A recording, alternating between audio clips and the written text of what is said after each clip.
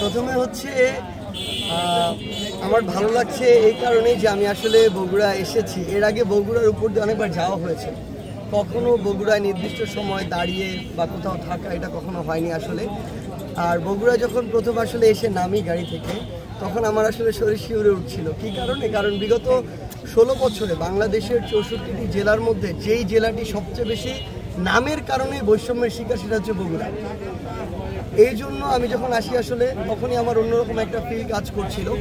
এবং অবশ্যই এই বগুড়া নিয়ে আমাদের অনেক কিছু কাজ করারও রয়েছে, কারণ উন্নয়নমূলক কাজ থেকে শুরু করে যে কোনো জায়গায় বাংলাদেশের যে কোনো পদে যে কোনো একটা মানুষের পদোন্নতি থেকে শুরু করে ইচ অ্যান্ড এভরি হায়ার, এই পুরো রাষ্ট্র সিস্টেমটাতে বিগত 16 বছরে যখনই বগুড়ার নামটা এসেছে তখনই তার ওই যে উন্নতিটা সেটা আর হয়নি, বা ওই যে পদোন্নতিটা সেটা আর হয়নি।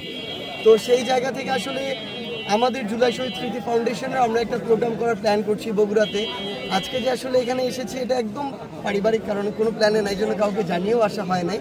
তো আমাদের এরকম ইচ্ছা ছিল যে অনেক বড় করে বগুড়া একটি প্রোগ্রাম হবে, স্পেশালি হচ্ছে ইয়াং জেনারেশনকে নিয়ে। কারণ পুরো উত্তরের আমাদের হিসাব মতে যে 16টি জেলা রয়েছে আসলে রংপুর এবং রাজশাহী বিভাগে, সবচেয়ে ক্ষতিগ্রস্ত বা এই অভ্যুত্থানে সবচেয়ে বেশি ত্যাগ স্বীকার করেছে বগুড়া জেলা। এই 16টি জেলার মধ্যে সবচেয়ে বেশি শহীদ হয়েছে, আহত হয়েছে এই বগুড়া জেলায়, এবং সবচেয়ে বেশি রক্তাক্ত হয়েছে, রক্ত দিয়েছে এই জেলার মাটি। তো সেই জায়গা থেকে আমাদের আলাদা একটি দায়বদ্ধতা রয়েছে। এবং আমরা আমাদের জায়গা থেকে মনে করি এই যে অভ্যুত্থানের 4 মাস হয়ে গেল, এই 4 মাসে আসলে সত্যি কথা বলতে আমাদের প্রত্যাশা যতটা ছিল এটা সত্যি যে ততটা পূরণ হয়নি। কারণ 5ই অগস্টে এত জীবন, এত রক্তের বিনিময়ে যেই নতুন একটা স্বাধীনতা অর্জিত হয়েছে, সেটার কিন্তু আমাদের প্রত্যাশার পারদ ছিল সর্বোচ্চ লেভেল। ওই এক্সপেকটেশনের সর্বোচ্চ লেভেল পূরণ করা আদৌ সম্ভব কিনা সেটা আমি জানি না, তবে একটা স্ট্যান্ডার্ড লেভেল পর্যন্ত সেটা নেমে আসবে। এবং এই সরকারের সবচেয়ে বড় চ্যালেঞ্জ বা আমাদের প্রত্যাশার সবচেয়ে বড় চ্যালেঞ্জ হচ্ছে ওই স্ট্যান্ডার্ডটা অন্তত পূরণ করা। সেই জায়গা থেকে আমরা যখন নীতি নির্ধারক মহলের কিংবা আমাদের যারা ছাত্র প্রতিনিধি উপদেষ্টা হিসেবে রয়েছেন তাদের সাথে কথা বলি, তাদের জায়গা থেকে যে ভাষ্যটি আমরা পাই, আপনারা তাদেরকে ওকেশন ওয়াইজ প্রশ্ন করেন। আমাদের যখনই দেখা হয়, যখনই কথা, আমরা তখনই প্রশ্ন করি, কারণ আমাদের ডাকেই তো এই মানুষগুলো জীবন দিয়েছে, রক্ত দিয়েছে। এই দায়বদ্ধতাটা আমরা আরও অনেক বেশি ফিল করি। গতকালকে একজন আমাদের ছাত্র প্রতিনিধি যিনি উপদেষ্টা পরিষদে রয়েছেন, সে এই কথাগুলো বলতে বলতে কান্না করে দিয়েছে যে আমাদের ডাকে শত শত মানুষ এসে জীবন দিল, আর আমরা যদি তাদের প্রত্যাশার একটা স্ট্যান্ডার্ড পর্যন্ত মেনটেন না করতে পারি, আমাদের তার চেয়ে মরে যাওয়া ভালো। এতটুকু আমরা আমাদের জায়গা থেকে ধারণ করি।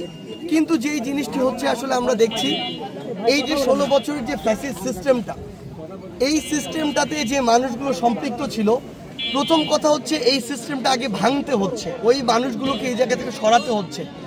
আবার নতুন করে তুলনামূলক যে মানুষগুলো ভালো, যোগ্য, যারা দেশ এবং মানুষের কথা চিন্তা করে, তাদেরকে ওই জায়গায় নিয়ে আসতে হচ্ছে, এরপরে রান করাতে হচ্ছে।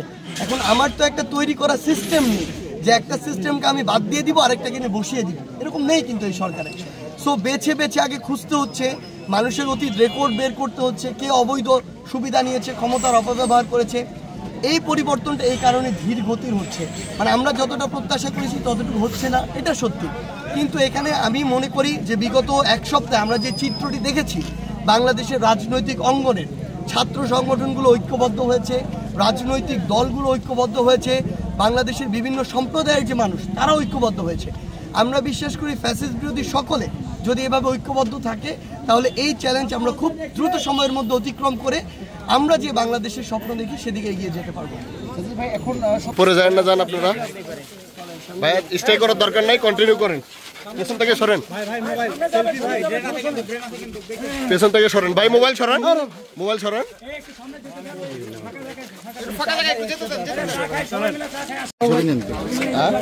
কেমনে কেমনে